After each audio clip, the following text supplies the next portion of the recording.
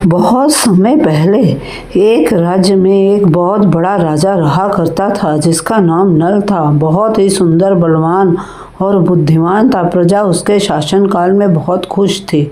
वह अपने राजा के कार्य से बहुत प्रसन्न थे।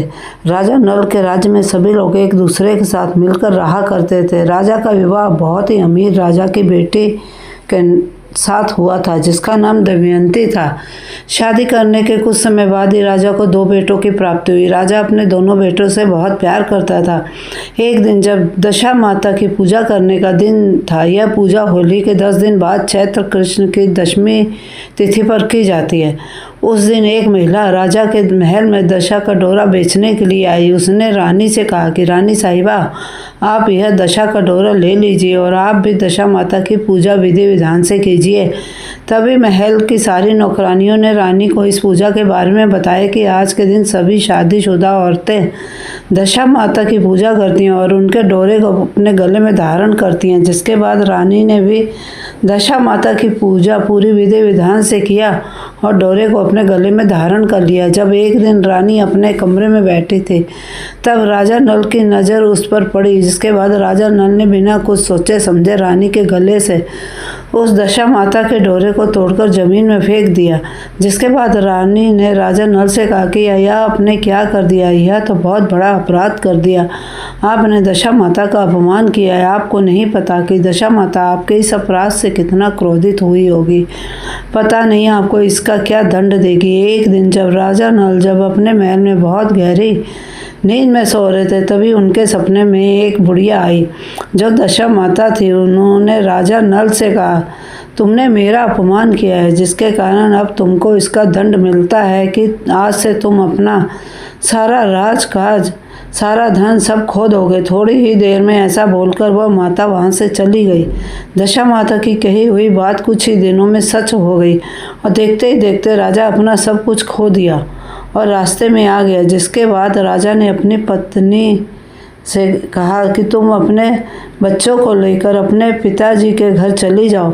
मैं कुछ ना कुछ करके इस राज्य को जब वापस हासिल कर लूँगा तब तुमको बुला लूँगा। जिसके बाद रानी ने कहा, नहीं महाराज, मैं आपके साथ ही रहूँगी। आप जहाँ जहाँ जाएंगे मैं आपके साथ वहाँ जाऊँगी। मैं आपका पीछा नहीं छोड़ूँगी। मैं आपकी पत्नी हूँ। राजा ने अपने बीवी बच्चों को लेकर आगे की ओर चल दिया। कुछ दिन यात्रा करने के पश्चात वे लोग राजा भील के देश में पहुंच गए। जहां पहुंचकर राजा नल ने अपने दोनों बच्चों को उनके दे दिया और कहा कि मैं कुछ दिनों में आकर इन दोनों को आपसे ले जाऊंगा, तब तक आप इनका ध्यान रखें।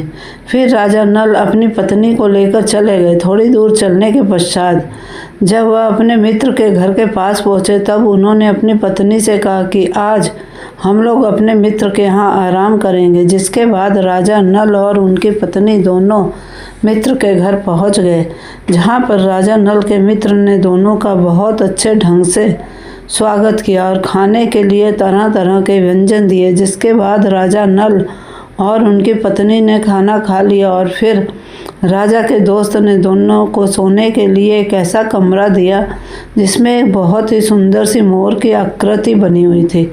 उसमें एक खूंटी लगी हुई थी जो दिखने में बहुत सुंदर लग रही थी और उसी में राजा नल के मित्र की पत्नी का हार टंगा हुआ था जो हीरो का था। जब राजा नल की पत्नी की आँख रात को अचानक खुल गई तब उन्होंने देखा कि हीरे के हार को वह मोर की बनी तस्वीर धीरे धीरे खा रही है, जिसको देखकर वह आश्चर्यचकित हो गई। उन्होंने तुरंत राजा नल को उठाकर दिखाया। जिसके बाद राजा नल ने रात में ही अपने मित्र के घर से जाने का फैसला ले लिया।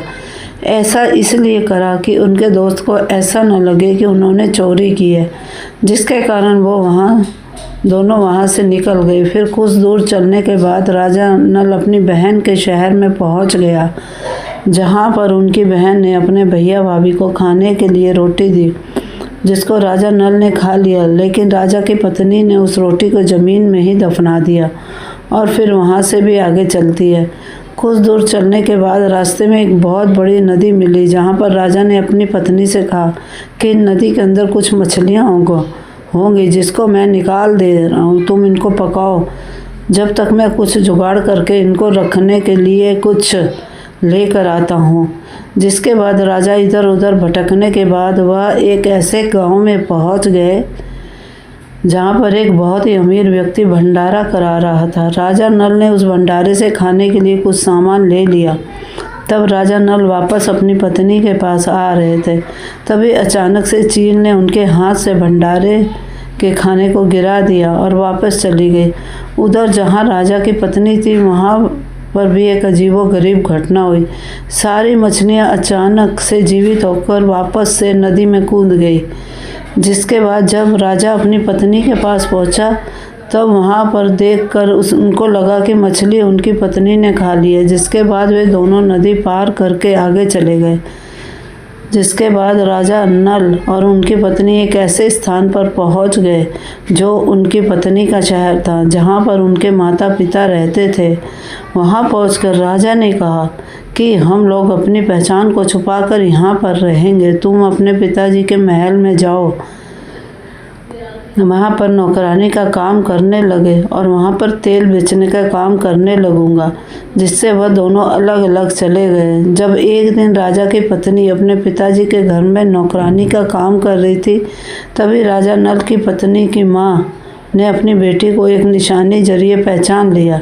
जिसके बाद राजा नल की पत्नी ने अपनी माँ को अपने और पति के बारे में बता दिया। जिसके बाद राजा नल की पत्नी की माँ ने राजा नल को अपने दरबार में बुलाया और उनको बहुत सारे नए नए कपड़े दिए और उनका आदर सम्मान किया।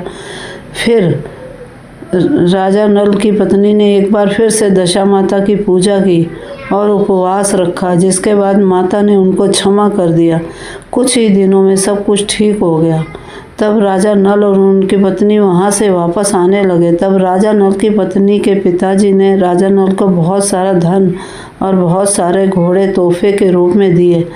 जिसके बाद वो दोनों वापस आते समय उसी स्थान से वापस आए जहाँ पर उन लोगों ने जाते समय रुक रुक कर आए थे। सबसे पहले उस नदी के पास पहुँचे जहाँ पर मछलियाँ वापस नदी में चली गई और फिर अपनी बहन के नगर में पहुँचे जहाँ पर राजा नल की पत्नी ने राजा नल की बहन की दी हुई रोटी को दफनाया था।